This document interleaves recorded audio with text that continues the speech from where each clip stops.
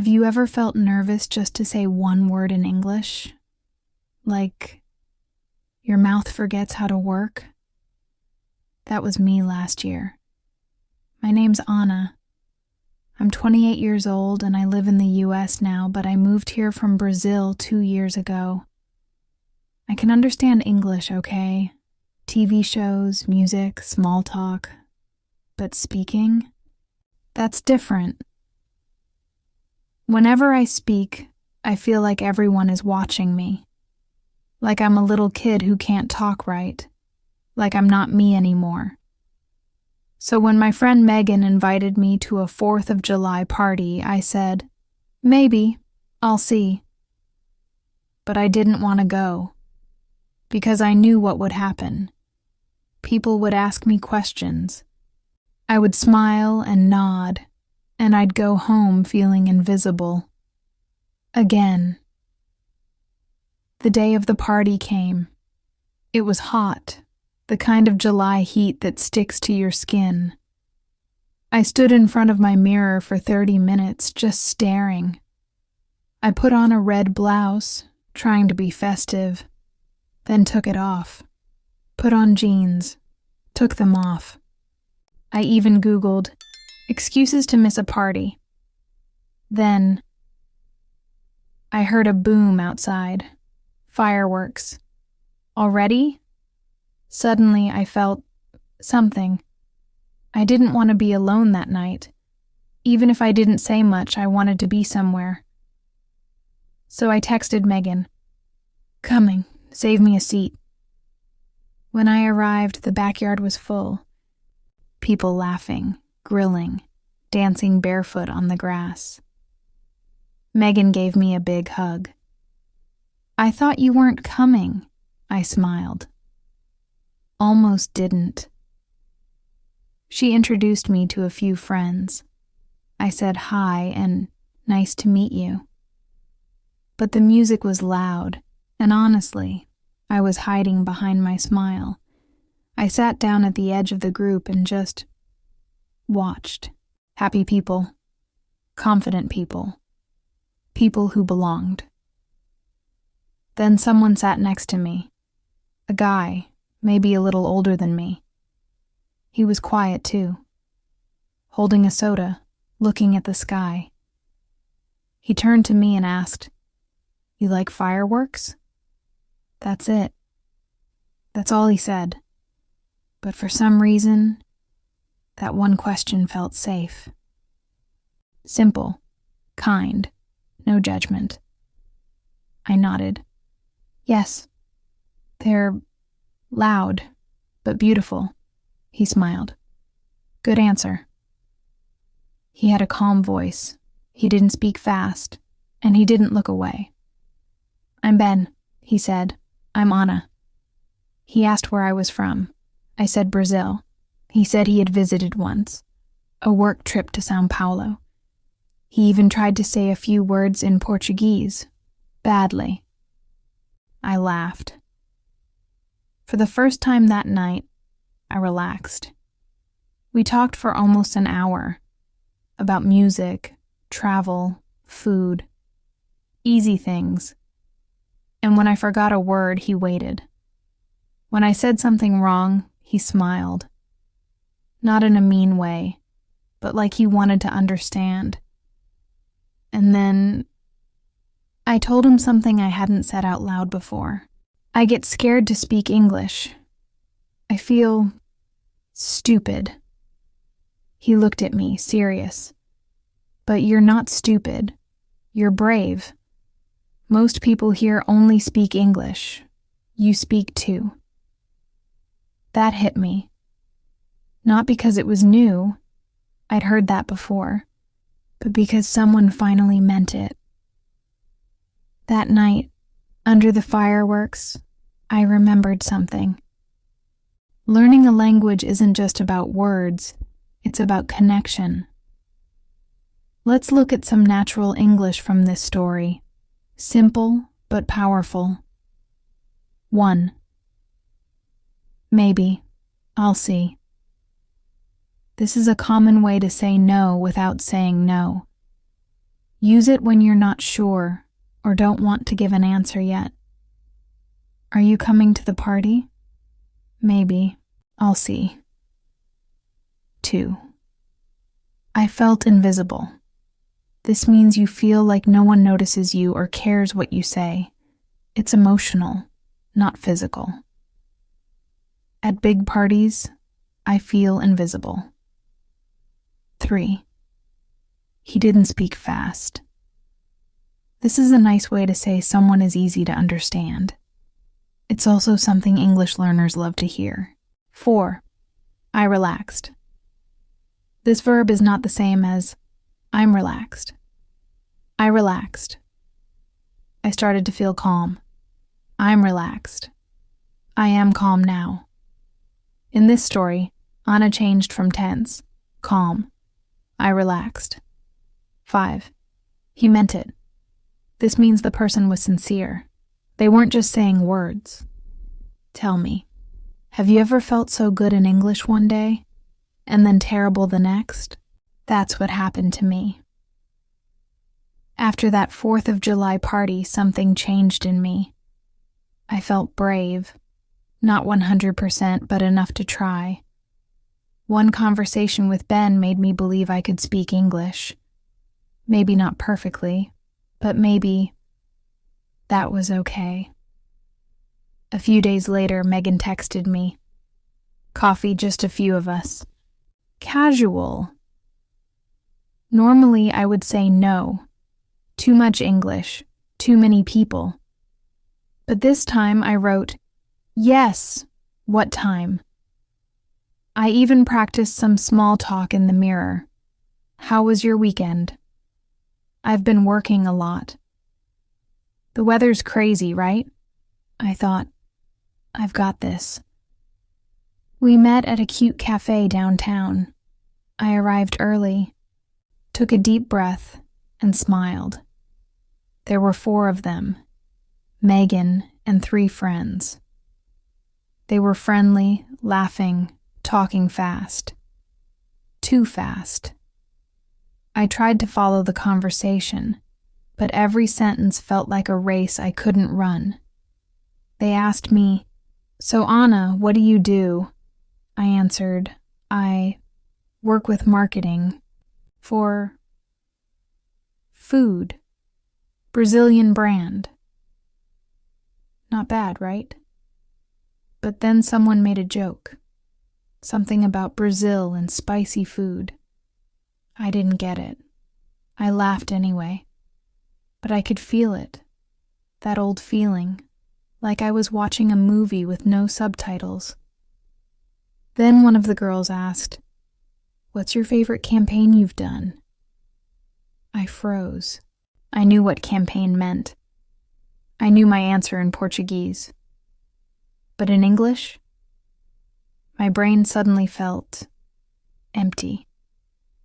I opened my mouth, closed it again.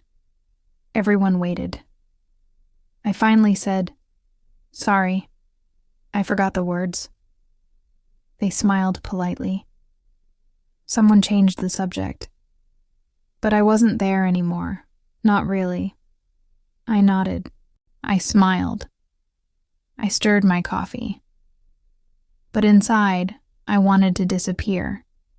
After 30 minutes, I said I had to go. "Work tomorrow," I lied. As I walked home, I felt like crying. The old voice came back in my head. "You'll never be good enough. You'll always sound stupid. You don't belong here." But then I remembered Ben's words. "You're brave. You speak 2 languages." I stopped walking. I pulled out my phone, and I texted him. "Hey, I just had coffee with some friends. My English was bad. I feel embarrassed." He replied a few minutes later, "Your English isn't bad. Your courage is big. That matters more." He added, "You're learning. It's okay to have bad days." I looked at his message for a long time, and I realized something. Learning English is not a straight line. It goes up, then down, then up again.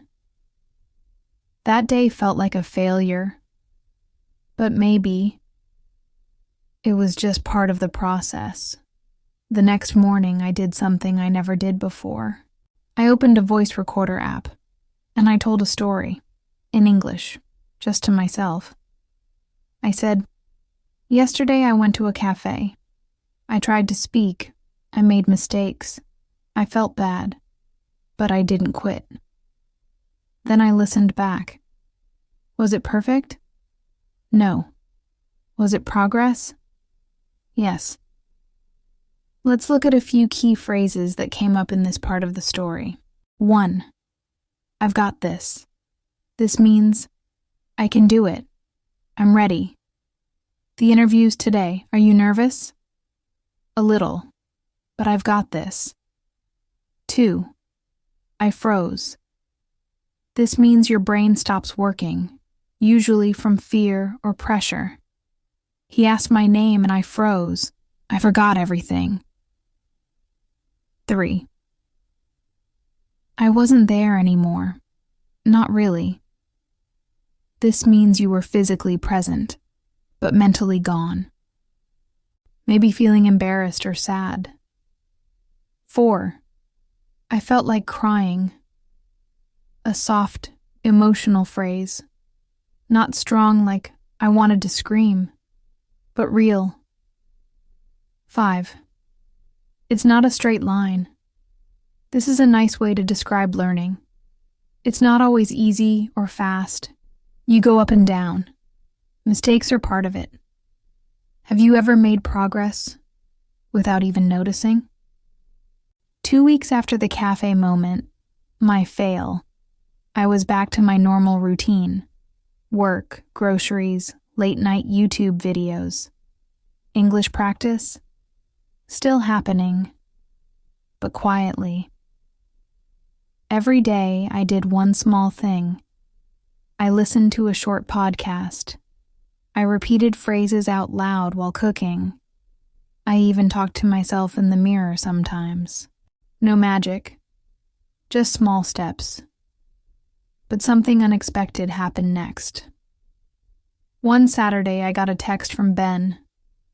"Want to meet at the park? I made lemon cake. Don't worry, not too sweet." I smiled. I liked how easy things were with him. No pressure, no correcting my grammar, just being seen. At the park, we sat on a bench under a big oak tree. It was warm, but the breeze felt nice. Kids were playing. A couple was dancing barefoot in the grass. Ben handed me a slice of cake. "Official taste tester," he joked. I took a bite. It's perfect. Just like you said. Not too sweet. We talked for an hour. About random things, work, summer plans, music we liked. I didn't think about my English. I just spoke. Then, out of nowhere, Ben said, "Hey Anna, have you ever thought about teaching Portuguese?" I blinked. "Me? Teaching?" He nodded. "Yeah. You're patient. You're good with words. You understand what it's like to learn." I laughed. "But my English," he looked at me, "is improving every time we talk." That night, I couldn't sleep. Not because of coffee or cake, but because of his question. Teach? Me? I always thought I needed to perfect my English first, but maybe I was already enough. So I looked online. I found a website for language exchanges. People who want to learn Portuguese and can help with English too. My heart was racing, but I made a profile. The next day, I had my first call. Her name was Lisa, from Canada. She wanted to practice Brazilian Portuguese for her trip, and I wanted to practice my English. We laughed a lot. We helped each other. And at the end of the call, she said, "You're a great teacher, Anna." I smiled, not because I was perfect, but because I was finally free. Since then, I've had dozens of calls like that. I help others, and they help me. Sometimes I make mistakes, but now I use them. I learn from them. I laugh at them. And every time I feel nervous, I remember that girl sitting alone at the party, afraid to speak, afraid to be seen. She almost stayed home that night. She almost missed the fireworks. She almost missed the conversation that changed everything. So if you're listening to this and you feel like your English will never be good enough, let me tell you something.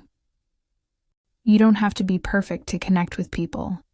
You just have to be present. Final English tips from my story. 1. Wanna. Informal way to say want to. Wanna grab coffee?